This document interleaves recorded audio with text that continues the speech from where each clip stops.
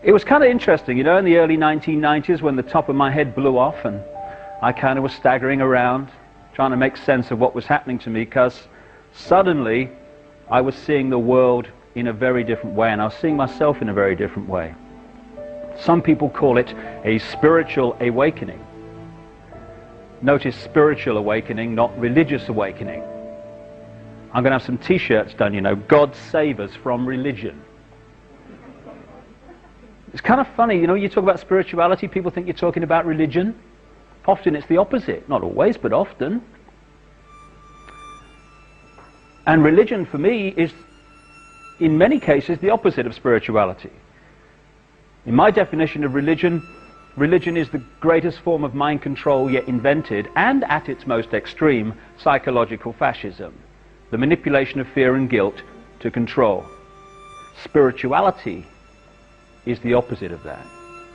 It is setting the spirit free, celebrating our uniqueness, because we're all aspects of the same whole, but we're all unique aspects of the same whole.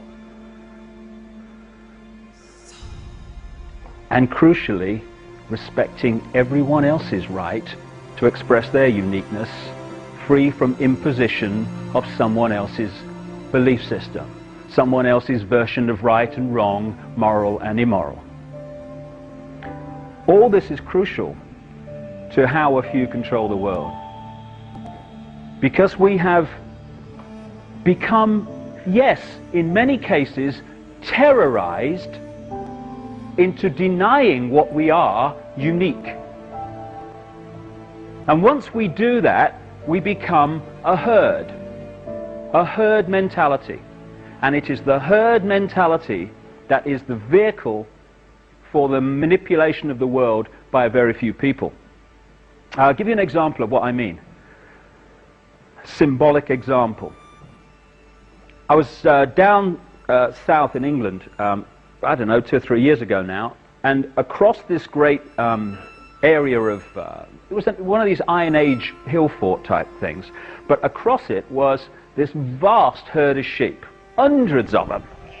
Never seen so many sheep in one place. And it's a nice day, you know, and I'm enjoying the day. And then the farmer arrives in his pickup truck, parks it, gets out of the truck, and I swear to you, I don't think he even moved an eyelid. Stood there against a stick.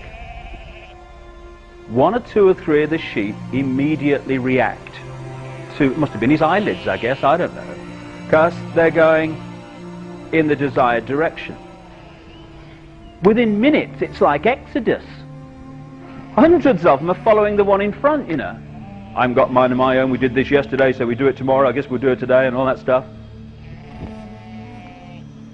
And the few stragglers, and there were remarkably few, who didn't immediately conform to what you might call that bar mentality, they were given the extra dose of fear with the sheepdog.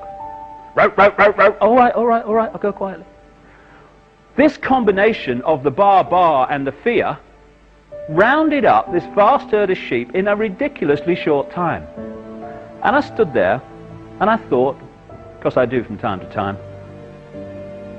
I'm looking at the human race here. This is how it's done. This is how a few can actually control the mass. Because you can't do it with tanks in the streets and soldiers at the door. There's too many people. It's like trying to physically herd sheep together. You can't do it. You'd need a man, maybe more than one, for every sheep to do it physically. You have to do it through the mind. Either through fear or through conditioning people to think the way you want them to think. So these hundreds of sheep were rounded up by one fella flicking his eyelids every now and again, and a sheepdog dispensing fear. And that's how it's done in human terms also.